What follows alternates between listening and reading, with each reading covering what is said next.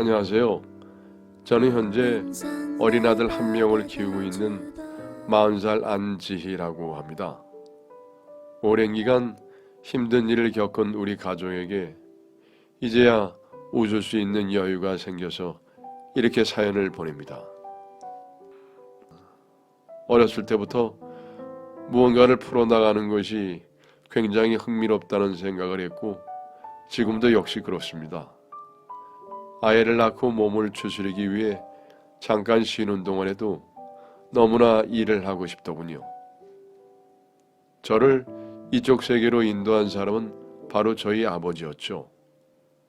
아버지는 젊은 시절 대기업에서 전력 저장 장치 관련 개발 업무를 하셨거든요. 꽤나 잘 나가던 연구원이셨죠. 아버지는 항상 대화를 통해 많은 걸 알려주셨습니다.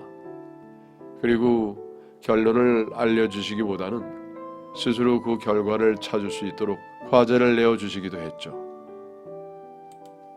저는 아빠 딸이라는 저의 별명을 굉장히 좋아했었어요.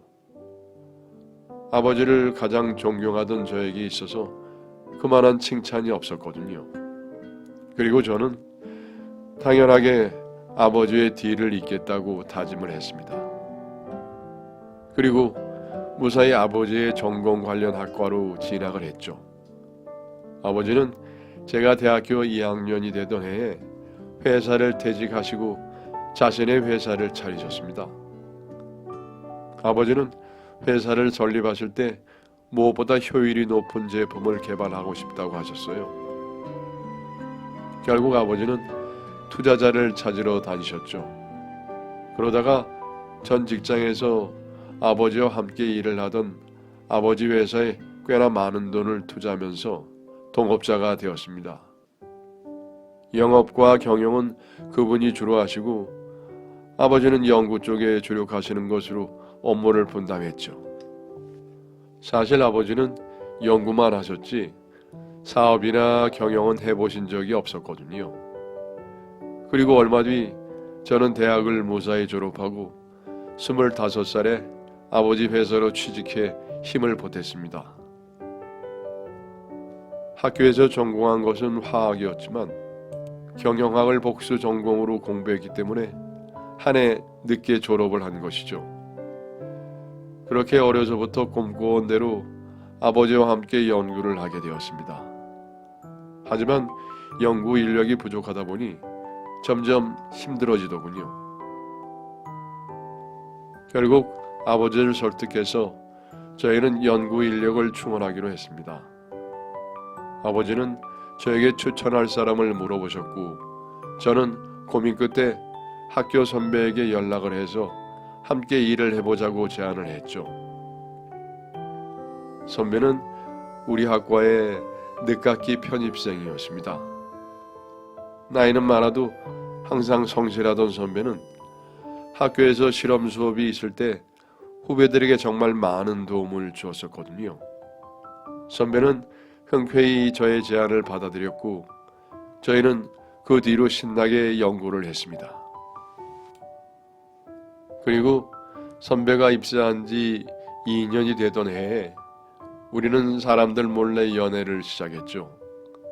처음에는 아버지 앞에서 연애를 하는 것이 부끄러운 마음이 들어서 비밀 연애를 했었지만 생각해보니 몇 명 안 되는 직원들 모두 불편한 것도 많았지만 제가 사장님 딸이라는 것을 알고 있었기에 때문에 선배와 사귄다는 것을 공개하면 직원들 내에 문제가 생길 것 같았습니다. 결국 저희는 계속 비밀 연애를 하기로 했죠. 불편한 것도 많았지만 나름 재미있는 연애를 했었습니다. 남자친구는 엉뚱하다는 생각이 들 만큼 정말 재미있는 아이디어를 생각해내곤 했습니다. 저는 그 생각들이 너무 흥미로워서 제가 알고 있는 모든 공식을 이용해 그것을 입증하곤 했죠. 아버지 역시 그런 인수 선배를 매우 좋아하셨습니다. 그렇게 화기애애한 분위기 속에서 개발을 이어나갔지만 경영팀과의 회의에서는 늘 의견이 부딪히곤 했습니다. 아버지의 동업자인 전무님이 인수 선배 아이디어마다 태클을 걸었었거든요. 사실 인수 선배가 생각한 것들은 획기적인 아이디어이긴 했습니다. 그러나 잘 개발한다면 충분히 성공할 수 있었고, 획기적인 만큼 업계에서 관심을 끌 수 있는 좋은 기회였어요. 그리고 회의에서 제안하는 상품들은 다 저희가 이론상으로 입증을 끝낸 것들이었습니다. 아버지께서도 불가능한 것이 아니라고 하셨음에도 불구하고 자꾸 재정적인 이유를 들먹이며 태클을 걸었죠. 몇 번을 같은 이유로 반려를 당한 인수 선배와 저는 화가 났고, 결국 연구부터 제작에 드는 비용에 대한 조사까지 해서 다시 밀어붙였습니다. 그렇게 저희는 신제품을 만들고 출시를 앞두고 있었는데, 문제는 OEM을 믿고 맡길 업체를 찾는 것이었어요. 그런데 전무님은 ODM을 주장하시면서 해방을 놓으셨습니다. 우리는 브랜드가 없었기 때문에 ODM을 한다는 것은 말이 되지 않았습니다. 또 기술력 보유를 위해 연구 개발을 한 것은 저희가 가지고 있어야 하는 것이 맞는데, 자꾸 이상한 쪽으로 의견을 피력하는 전무님이 너무 마음에 들지 않았어요. 이 분야를 조금이라도 아는 사람이라면 전무님의 의견이 얼마나 말이 안 되는 소리인지 금방 알 것입니다. 이미 개발을 끝낸 제품을 ODM에 의뢰한다는 것은 저희가 쏟아낸 노력과 시간을 업체에다가 그대로 넘겨준다는 뜻이에요. 하지만 전무님은 아무 관련 없는 ODM 시장의 성공 사례를 들먹이며 아버지를 설득을 했고, 아버지는 그런 전무님의 말을 신중하게 듣곤 하셨죠.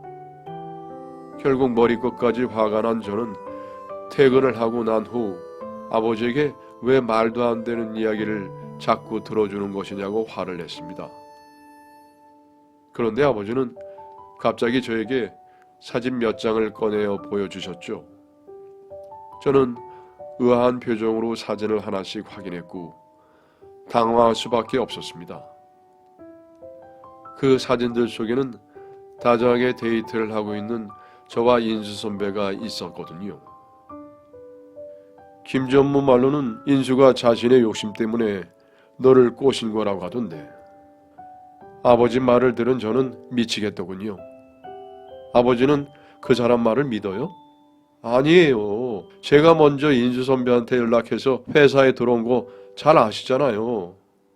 아버지는 제가 아무리 그런 것이 아니라고 말을 해도 인수 선배를 의심하는 듯한 눈빛을 거두지 않았습니다.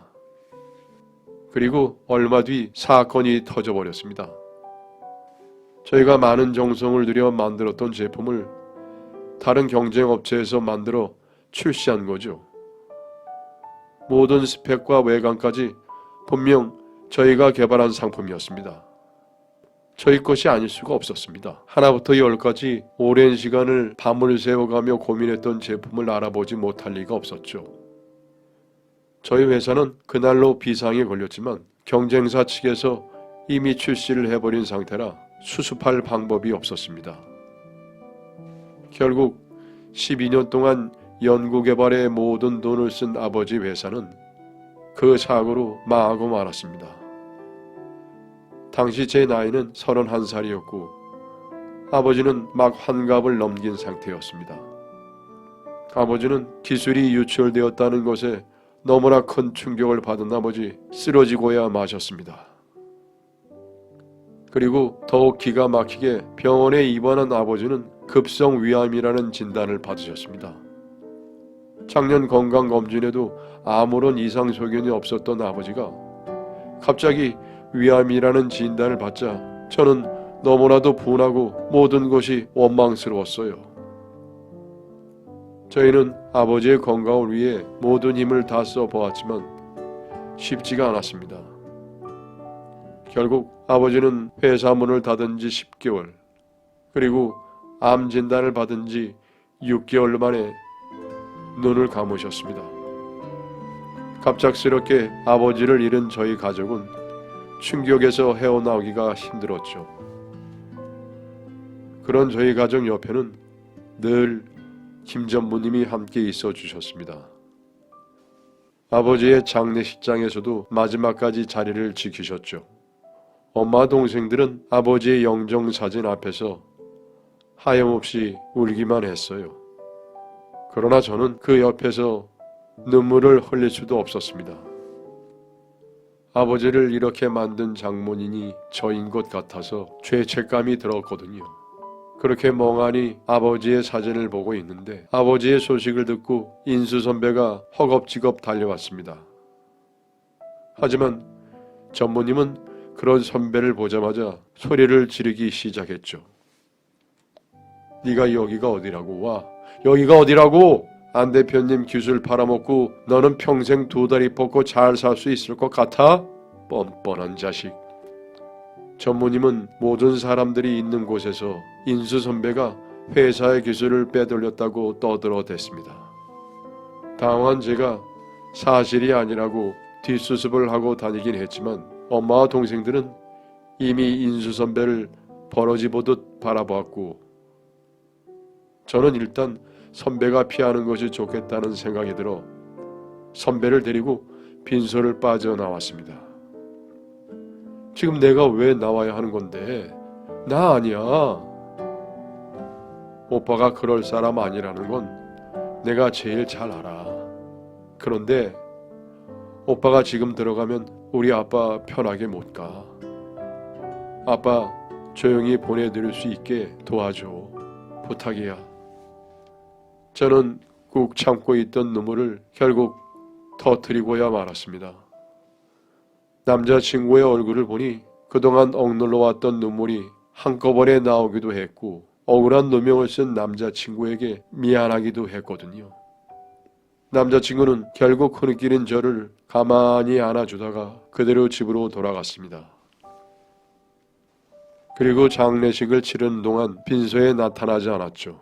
아버지의 장례식이 끝난 뒤에 엄마는 전무님에게 집을 팔아서라도 투자금을 드리겠다고 하셨어요.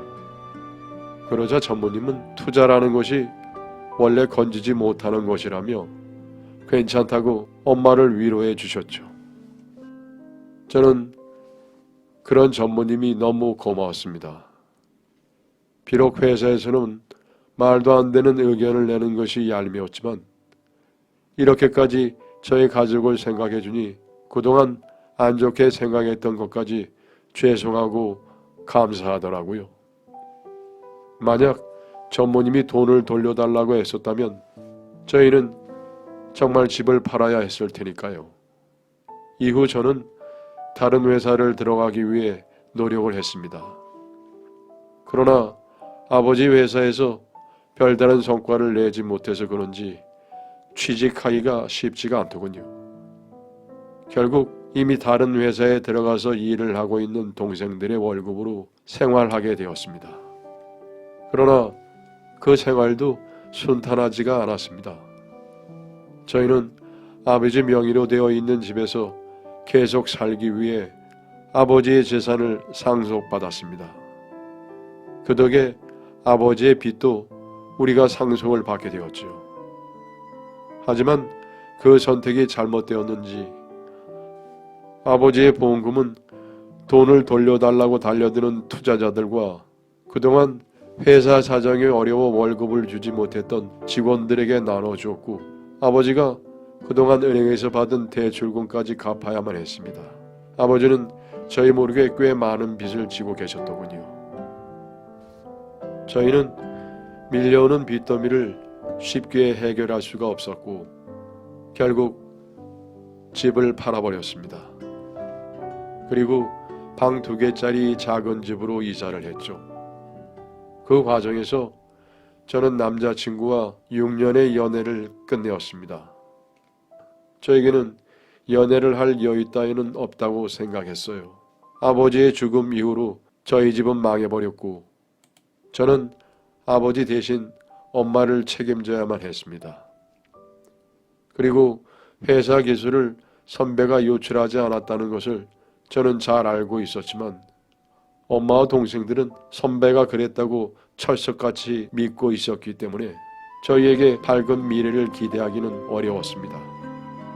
그렇게 저희는 아버지의 빚을 대충 갚게 되었습니다. 그러나 정신적인 충격을 바로잡기에는 시간이 많이 필요했죠. 특히 엄마는 너무나 큰 충격을 받아 정신이 온전하지 못한 상태였습니다. 물론 그렇다고 엄마를 24시간 내내 간호해야 하는 것은 아니었습니다. 살림도 하고 엄마는 일주일에 한두 번 병원에 모시고 갔죠. 그러다 보니 동생들에 비해 상대적으로 시간이 많이 생기더군요. 그런 시간에는 주로 이런저런 옛 생각에 잠겨 지내곤 했죠. 그러던 어느 날 저녁 식사 후 엄마가 먼저 잠자리에 드셨고 저는 혼자 책장을 정리를 하던 중 아버지의 노트를 발견하게 되었습니다. 그 노트는 저희가 아이디어 회의를 할 때 아버지께서 늘 가지고 다니셨던 노트였어요. 왠지 모르게 심장이 너무 빨리 뛰었습니다. 저는 그 노트를 펼쳐 하나하나 읽어보았습니다.